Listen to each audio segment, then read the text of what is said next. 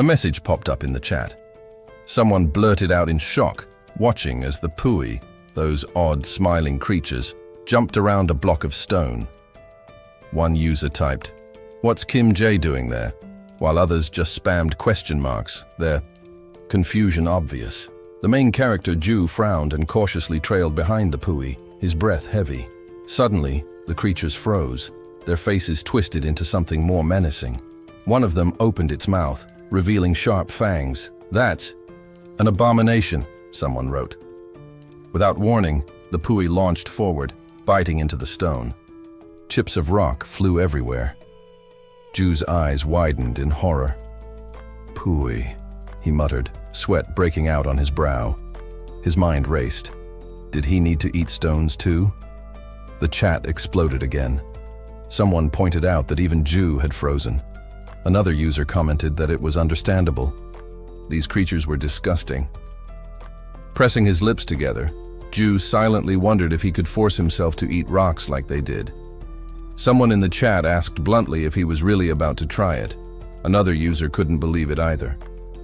But determined, Ju approached the stone, broke off small fragments, and tossed them into his mouth. He had decided. He would climb the tower. He'd do whatever it took to survive. Swallowing hard, he vowed to destroy the tower one day.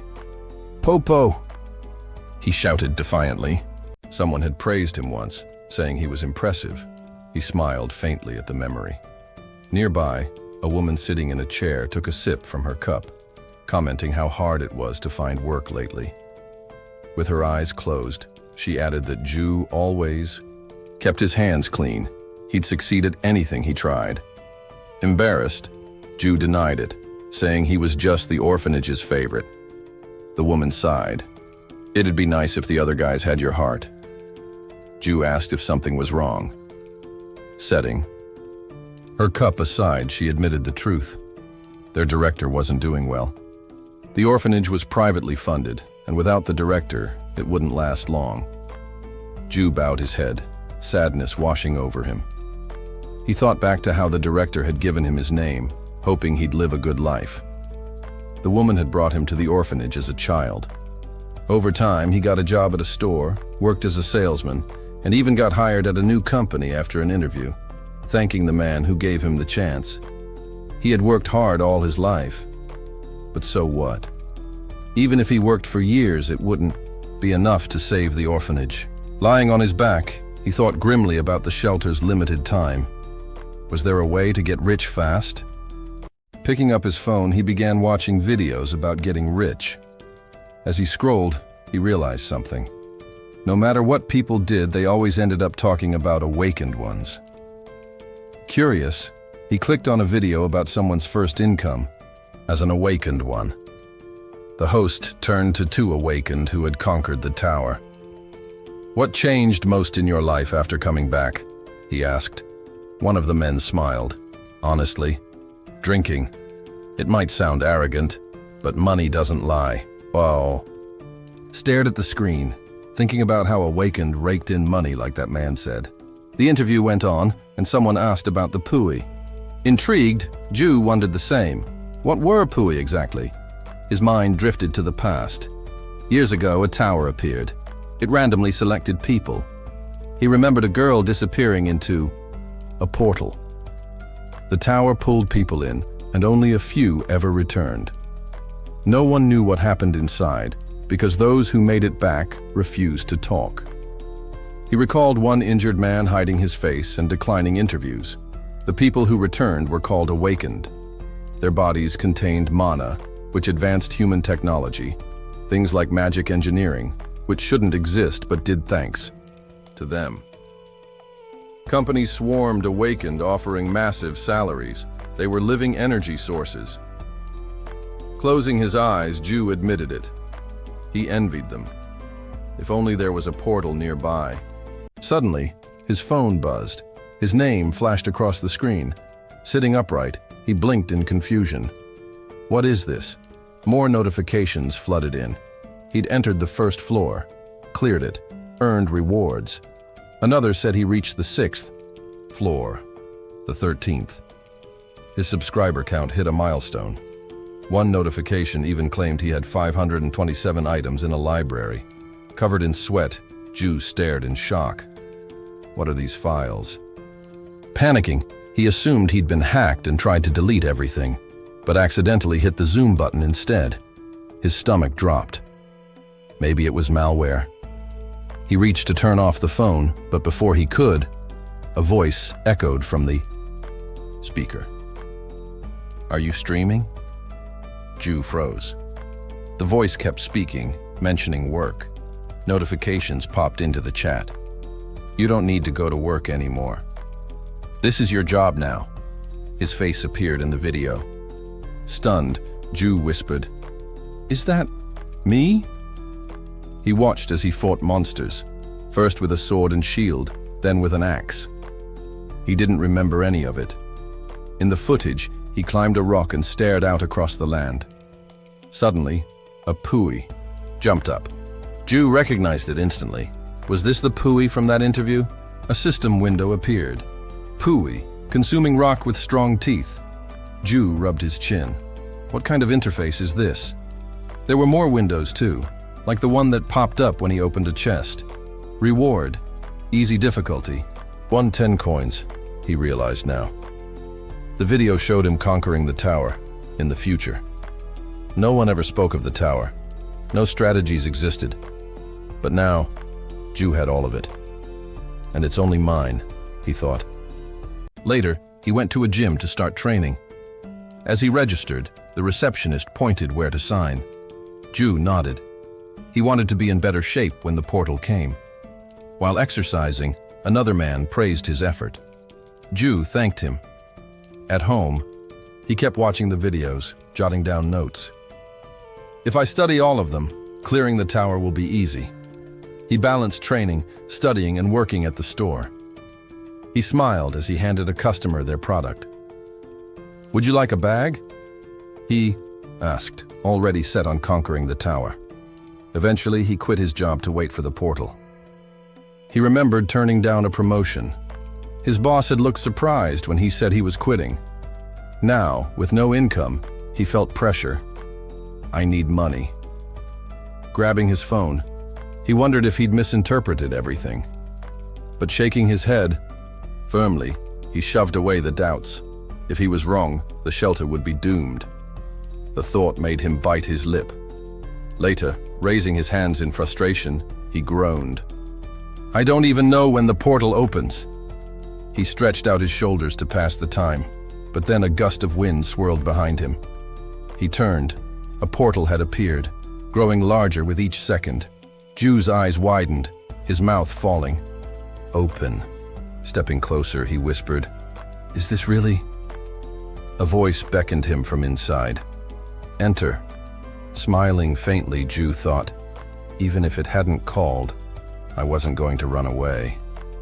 He approached. A system window popped up, asking him to choose a difficulty level, low, medium, or high. Rewards depended on the challenge. It's finally here, Ju thought, reaching out with a trembling hand. But instead of picking one, he clenched his fist. "Wait for me, Director," he promised silently. And then, eyes narrowed with determination, he chose hard. Ju slowly opened his eyes, his gaze settling on the rough stone walls of the cave surrounding him. A cold shiver ran through him as he quickly stood up, a frown creasing his face while uncertainty flickered in his voice. "Where am I?" The question echoed quietly, but as the initial panic faded, realization dawned. This was the cave, the one he'd seen so many times in the videos. Calmer now, Ju scanned his surroundings with measured curiosity. Without warning, a translucent system window blinked into existence before him.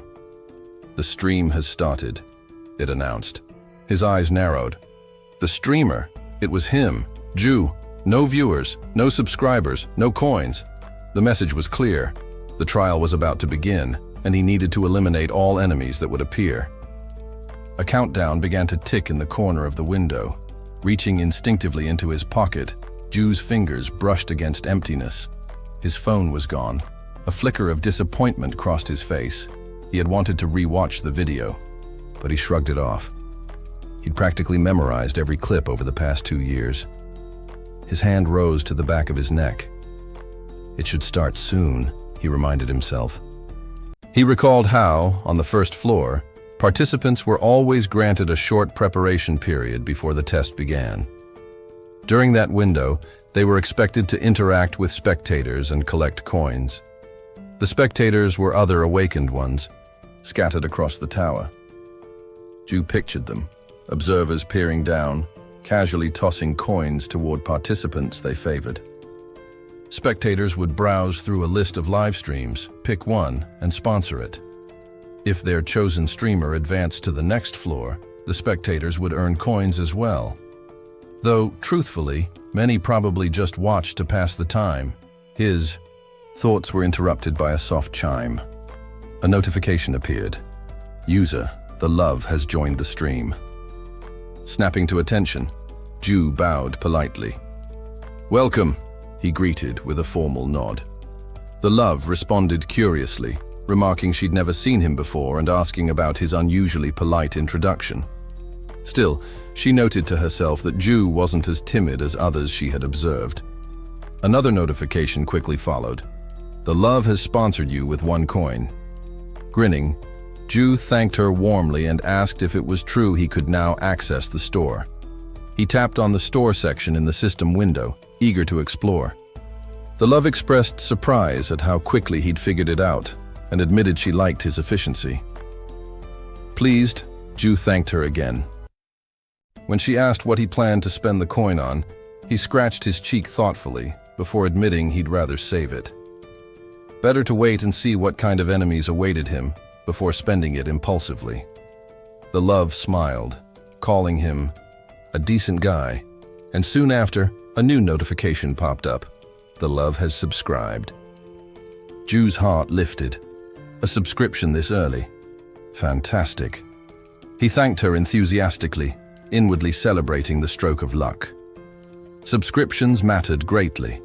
Not only were they rare at the start, but tower rules only allowed a viewer to subscribe to 1 streamer at a time. Unsubscribing took effort, and gaining enough subscribers could unlock significant rewards down the line. The love mentioned she'd check out other streams for a while and bid him goodbye. The system notified her departure, and Ju waved cheerfully after her, confident they'd meet again. Things were off to a promising start. Turning back to his system window, he noticed his stats had already begun to climb. 15 views, 7 subscribers, and 37 coins earned. Stretching his arms, he mused aloud that just choosing the hard difficulty seemed to be drawing a lot of attention. He felt encouraged. Chat activity picked up as the countdown neared its end. Some users speculated about the nature of the challenge, hinting cryptically, but refraining from revealing specifics. Ju played along, asking naive questions deliberately, reminding himself to act clueless. Warnings appeared in chat, no spoilers. Someone reminded everyone that the admin monitored all streams and could erase anyone, streamer or viewer, for leaking sensitive information. Ju stroked his chin thoughtfully. He recalled tales of the admin, the unseen force that controlled the tower and suppressed information from spreading outside. The awakened ones didn't guard their secrets willingly. They were silenced by necessity. He imagined them lowering, their heads wary of invisible eyes. Shaking off the thought, Ju noticed the countdown approaching 0. Straightening his posture, he slapped his cheeks lightly and turned to the screen. I'll start preparing now, he told the viewers with a nod. I won't be able to watch the chat for a bit. He waved at them reassuringly. Surprised comments trickled in. A few users marveled that a newcomer was concerned about engaging with viewers. Just then, the love re-entered the stream, her username appearing brightly once again. Before Ju could react, the system issued the start command. Eliminate all enemies that appear.